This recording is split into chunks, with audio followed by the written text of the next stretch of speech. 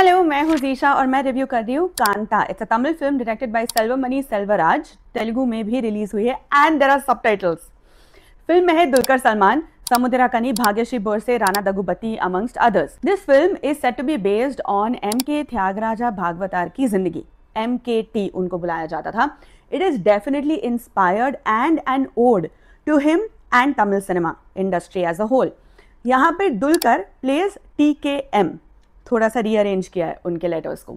तो the film is about a director Ayya played by Samuthirakani and a film star जिसको नाटा चक्रवर्ती बुलाया जाता है, meaning king of acting, superstar, जो TKM है प्लेड बाय दुलकर। और वो दोनों मिलकर एक फिल्म बना रहे हैं। ये फिल्म है अय्या की एक कहानी about his own mother that he wants to bring to life. ठीक है, तो वो पर्सनली बहुत इन्वेस्टेड है, उसके लिए it's a very important story. And then on the other hand you have this superstar actor. ठीक है, तो फिल्म के अंदर फिल्म है, यहाँ पे दो फिल्म्स चल रही है, एक तो कांता और दूसरी जो अय्या बना रहा है अपनी माँ के बारे में, दो फिल्में हैं। ठीक है, उस फिल्म का नाम है शांता, जो हीरो अपने ईगो में नाम ही बदल देता है टू कांता। हमें बताया जाता है कि इतनी सक्सेसफुल फिल्म बनती है ये कि it ran from one festival to another, इतने लंबे वक्त के लिए चली। And this actually happened in real life, जब M.K. त्यागराजा भागवतार की film Haridas set a record for being the second longest running Tamil film. Single theatre में 784 दिन ये फिल्म कॉन्स्टेंटली चली थी। एक और रियल लाइफ इंसिडेंट है जब वो जेल गए थे, और यहाँ पर भी वी आर शोन कि कैसे Dulquer has to go through that. Anyway, अब जो ये डायरेक्टर है अय्या, एक वक्त पे वाज दिस सुपरस्टार का मेंटर। उसी ने उसको निकाला, डायमंड की तरह उसको तराशा, उसको बड़ा बनाया, उसको एक्टिंग सिखाया। मतलब वो एक्ट कर सकता था बट उसको अपॉर्चुनिटी दी, तो he was doing all of that. But अब ये सुपरस्टार इतना बड़ा हो चुका है, he is blinded bye fame, उसके पर निकल आ चुके हैं, और वो डायरेक्टर अपने मेंटर को ओवरशैडो कर चुका है। वो अब ऐसे बिहेव करता है जैसे उसी को सब कुछ पता है, उसको डायरेक्टर से बेहतर पता है about film making and what works. He is entitled, he bosses people around, shot तैयार होता है बदल देता है, स्क्रिप्ट में चेंजेस कर देता है, सीन्स बदल देता है, also ओवरशैडोज the heroine. So much of this is Meta because that is literally how the film industry works. तो ये है आपका first half of the film. Second half में फिल्म पूरी तरह ट्रैक ही बदल देती है, जॉनर बदल देती है।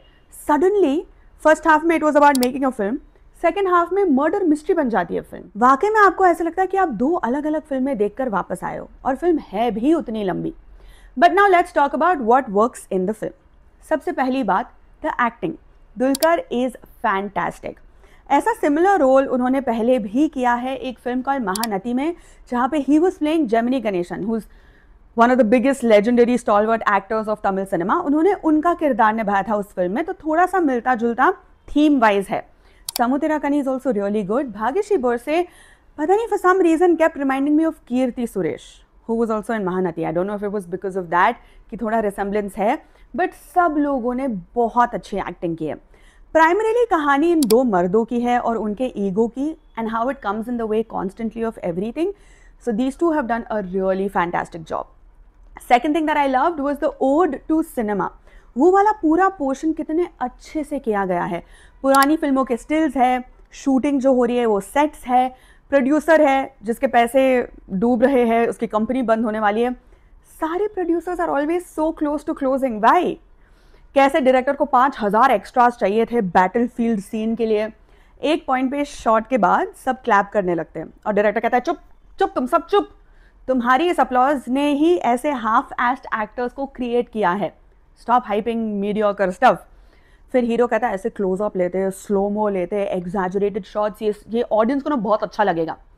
एंड डायरेक्टर को उसकी देखो 50 साल बाद ये ऑडियंस नहीं रहने वाली, पर ये फिल्म हमेशा के लिए रहेगी। तो you always need to be humble and rooted in your love for cinema, and literally we see this happen in every other film, right? और क्योंकि ये एक फिल्म है अबाउट फिल्म मेकिंग, मुझे ओम शांति ओम की काफ़ी याद आई, एंड कागज़ के फूल। The way this film is shot is also really good. It keeps switching between black and white and color. काफ़ी सारे मिरर वाले सीन्स हैं जहाँ पे दुलकर के रिफ्लेक्शंस दिखते हैं। It's also very metaphorical क्योंकि he is so torn and constantly battling so many of his selves internally. और second half में the suspense, it leaves you with questions till the end. फिर आपको अपने आप से वो सब सुलझा के अपने कंक्लूजन्स ड्रॉ करने होंगे। And all in all very nicely done. अगर कुछ चीज़ है that did not work too well for me, it would be the length of the film. बहुत ही लंबी है, आप इंटरवल और बिगिनिंग ऐड कर दे, एड्स वगैरह, तो 3 घंटे से थोड़ी ज़्यादा है। It is also very self indulgent which is rarely a good thing. You need to stay really sharp in the second half and focus, क्योंकि बहुत सारे अलग अलग पर्सपेक्टिव सामने आ रहे होते हैं, क्योंकि मर्डर मिस्ट्री सॉल्व हो रही है रियल टाइम में, right. But even towards the end, like I really loved the whole ode to cinema, the theme of filmmaking, मुझे वो सब बहुत अच्छा लगा। तो for me it was a great experience. You can check it out. मैं एक और फिल्म देखने जा रही हूँ आज, दे दे प्यार दे 2, तो उसका रिव्यू भी बाद में चैनल पर लग जाएगा। और सिनेमा के वीडियोस के लिए you know what to do, hype करो, सब्सक्राइब करो। यहीं पे मिलते हैं, बाय।